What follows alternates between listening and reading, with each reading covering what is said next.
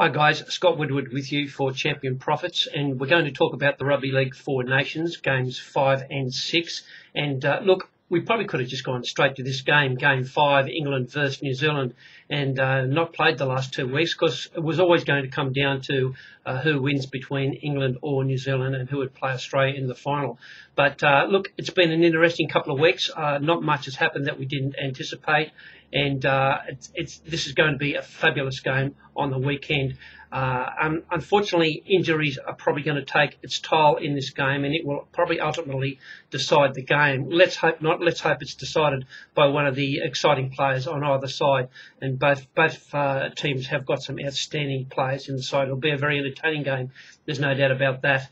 The NRL referee, the Australian Matt Cecchin, will be controlling the game, so we will get a lot of ball movement. There'll be very quick play the balls in this game, and I would expect because of that it'll be high scoring, unlike what we've had in some of the other games. The Australian game will be fundamentally different. We probably should talk about the injuries before we actually discuss the games, and we're talking on Thursday morning Sydney time, and as yet there has been no teams announced for this game, so we're going to guess who we think will be playing. But from an injury front, New Zealand lose their front row, Sam Tomkins. He's out with a broken jaw. Fui Moi is expected to play. He has an ankle, but he's expected to play. If he doesn't come off the bench, he may come in and be a direct replacement for Sam Tomkins, but I would think Packer will probably be the guy who will start up front. For England, England have got massive problems in their forwards, and there's a chance that they'll all play. Jamie Peacock, the captain, hurt his knee last week. He wasn't expected to play, but he's come up very well through the week, and chances are he will probably play now. Gareth Ellis and Graham, who's going to the Canterbury Bulldogs next year, they both have back spasms, but have come up very well through the week, and both those guys are expected to play, as in Chris Honington, who has a calf. It's not serious, and he's expected to play. All right, so it's very difficult. Matter of fact, it's impossible for us to do a rating on this game until we know exactly who's playing. For instance, if Ellis and Graham don't play, we certainly don't want to be on England. If all teams are playing and all teams are going to be as we think they will be, there's absolutely nothing in this game. There's very little between these two teams, and chances are the winner will probably come from something brilliant from England, Sam Tomkins, or Benjy Marshall for New Zealand. It'll probably be decided like that. Look, I hope it is decided by something like that, and not a referee decision, and not a bounce ball, or just something that is not decided by the football players. For the New Zealand team, I think Nathan Feen will probably be the unlucky player, and I think he will come off the bench. Drop off the bench, I should say. I don't think he will play. From what we saw last week, Thomas Lulahai was absolutely outstanding in the hooker position. He gave them a lot of control and a lot of direction, and that's something that they do lack in the team. They've got some brilliant players, but not a lot of direction. And I think simply because of that, Lulahai is an absolute must. Look, I think he will start. And I think Isaac Luke, who is just devastating when he comes off the bench. He's not a good defender, but he's almost unstoppable when the big England forwards are tied. And I think he will be very dangerous coming off the bench. I think that's what they'll go with. Russell Packer, I think, will be the starting prop. I think he'll come in. They have got Fui Moi there, of course, and obviously Jared Waerea-Hargreaves can also start if they want to do that. But look, it looks a very, very good New Zealand team to me. From England's point of view, obviously we need to check on some injuries. I have a concern with their centre, Yeaman. He just looked completely lost in defence last week. Unless his coaching staff have done a lot of work on him through the week, I think he's going to create real issues there for England, trying to defend on that left side. Kevin Sinfield, if Peacock doesn't come up, Kevin Sinfield, I would think, will find himself as the captain. And it may be the making of him, because just playing the deputy role hasn't worked for him at international level. Everyone keeps telling me how good he is. I had a cup of coffee with the Roosters coach last week, Brian Smith, and he was trying to tell me how good Kevin Sinfield is. So, look, I just haven't seen it at international level, that's all. And perhaps if he is the captain and he knows that this is a sudden death game for England, they lose this game, they're gone.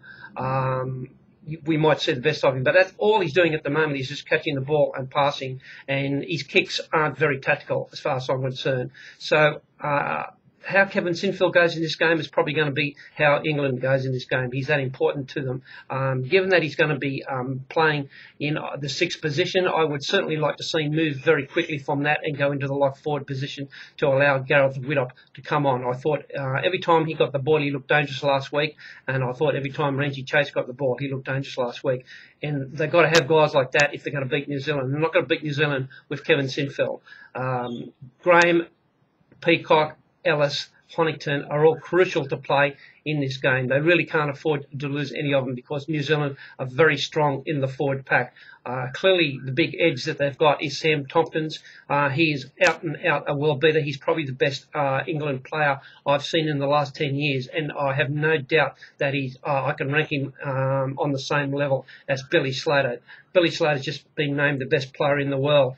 And to say Sam Tomkins in the same breath as that is quite an amazing feat. But he has got absolutely everything. I can't fault him in any way. He's all over the place, and when he gets the ball, he just either breaks the tackle, and he's not that big a guy. But he has very good ball skills. He has good vision, and he has good second phase play. Something that is very, very dangerous when you've got a fullback with a lot of speed.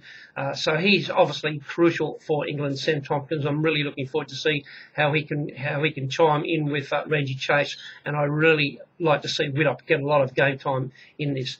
Look, as far as prices are concerned, as I said, we can't do anything until we know exactly who's playing. But if they're all playing and you can get more than a try, more than 4 points, England, I absolutely would consider that value. I don't think there's a lot in it. I think New Zealand are entitled to be favourites. I would say round about the 3.5 mark would be what I would be running them at this stage. They look in pretty good shape to me. England looked very dangerous to me. I thought England were highly impressive against Australia, given the fact they had a lot of problems with their forwards, and Yemen had a lot of problems in the centres defending. So given all that, given that they potentially weren't far behind Australia with 20 minutes to go as far as tries were concerned, just that Thurston was kicking all the goals and it probably exaggerated the win for Australia. England were very, very impressive. The key to them is coming up. We're going to get a good referee in this game, so that will be good. The big advantage that England have got will be the crowd. It will be a partisan Hull crowd, and that will be a big advantage for them. So they've got a few things in their favour. Whoever wins this game will play Australia. I don't think it'll make any difference. I think Australia will be beating either side.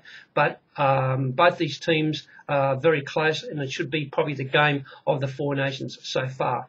We're not going to spend much time on the other game, Australia playing Wales at Racecourse Ground at Wrexham, and this should be a non-event. The only interest in this game, as far as I'm concerned, is will Wales get a point? I don't think they will. I didn't think they would against New Zealand, and they finished on 0, and I don't think things will be any different here. The English referee, Phil Bentham, he allows players to be held down, and that's just going to allow Australia to get their defence back in place and make it almost impossible for Wales to get over the try line.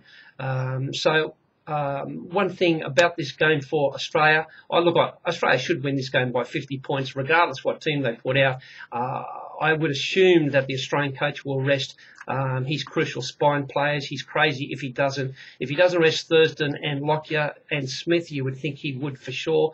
And this is going to allow Daly Cherry Evans, I should say. This will allow him to come on and play. Really looking forward to him playing. You can't believe he's playing for Australia after 1 year in the NRL. Just a fabulous effort. I'm a massive fan of his, and he's one of the real reasons why Manly won the premiership. So, look, I'm not quite sure what the configuration is going to be here. One thing is, sadly, Robbie Farah had to go home to his ill mother. We hope everything is okay in that camp, and unfortunately he won't be able to play. Very sad that. But some of the players like Corey Parker and all that we're going to get to see, and whoever comes on for Australia, we know that they're outstanding players and they're in good form, and it's great to see them get a game, and that Australia should be winning this game by 50 plus, I would think. So look, As far as betting is concerned, we can't do a great deal at the moment. I'll endeavour to get some information to members in the Friday email of Champion Profits when I have a good look at who's playing,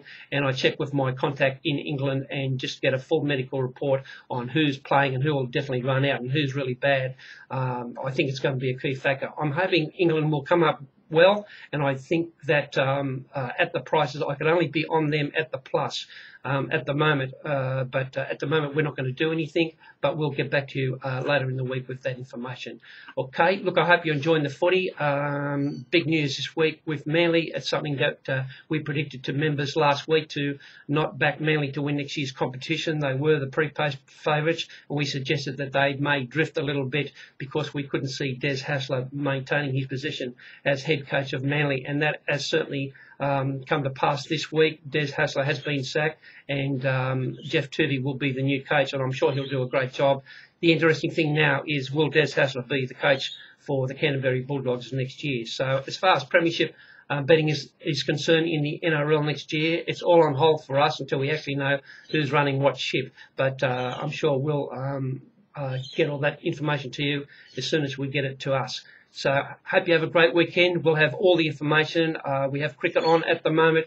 We have golf on at the moment. We have some great racing on the weekend, and all that information along with the EPL will be to members in the email on Friday. Hope you have a great weekend, and I'll talk to you soon. Cheers.